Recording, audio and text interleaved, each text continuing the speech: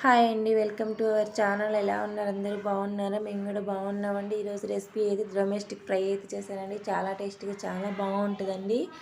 Okay అండి, ముందుగా కావాల్సినవి సన్నగా కట్ చేసుకున్న మునక్కాయ ముక్కలను తీసుకోవాలండి. 2-3 సార్లు వాటర్లో క్లీన్ చేసుకోవాలండి. క్లీన్ చేసుకున్న ఒక గ్లాస్ వాటర్ వేసుకోవాలండి. రుచికి సరిపడా సాల్ట్ వేసుకోవాలండి. స్టవ్ ఆన్ చేసి స్టవ్ మీద పెట్టేసుకోవాలండి. కడాయి ఒక 10 నిమిషాల పాటు ఉడికించుకోవాలండి. ఇప్పుడు మూత పెట్టేద్దాం. ఓకే అండి, 10 నిమిషాలు అయితే ఉడికిపోతాయండి మునక్కాయ ముక్కలు. ఓకే అండి, చూడండి అసలు ఎంత బాగా ఉడికాయో. ఇప్పుడు ఒక జల్లెల్లో వేసుకోవాలండి. లైట్గా అట్లా పట్టుకొని చూస్తే మనకు అర్థమైపోద్దండి మునక్కాయలు ఉడికాయా లేవా అని. చూడండి ఎంత బాగా ఉడికిందో. ఓకే అండి, ఇప్పుడు తాలింపుకి అయితే రెడీ చేసుకోవాలండి. స్టవ్ ఆన్ చేసి బాండోలి పెట్టుకోవాలండి. ఒక 2 స్పూన్ల ఆయిల్ వేసుకోవాలి.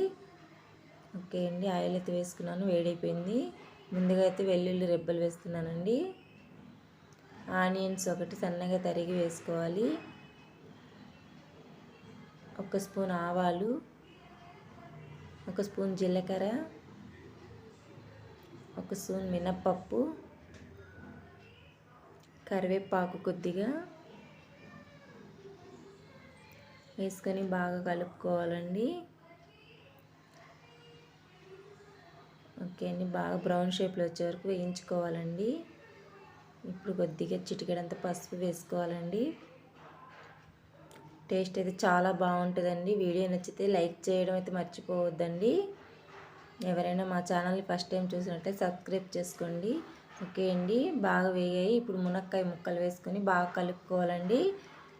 పప్పుల పొడి రెడీ చేసుకున్నానండి నేను. పప్పుల పొడి వేసుకుంటే టేస్ట్ చాలా బాగుంటుందండి. డొమెస్టిక్ ఫ్రైలో చాలా టేస్ట్గా ఉంటుంది. ఓకే ఫ్రెండ్స్, మునక్కాయ ఫ్రై అయితే రెడీ అయిపోయింది. వీడియో నచ్చితే లైక్ చేయడం అయితే మర్చిపోవద్దు. మా ఛానల్ని సబ్స్క్రైబ్ చేసుకోండి. Please support me. Okay, bye.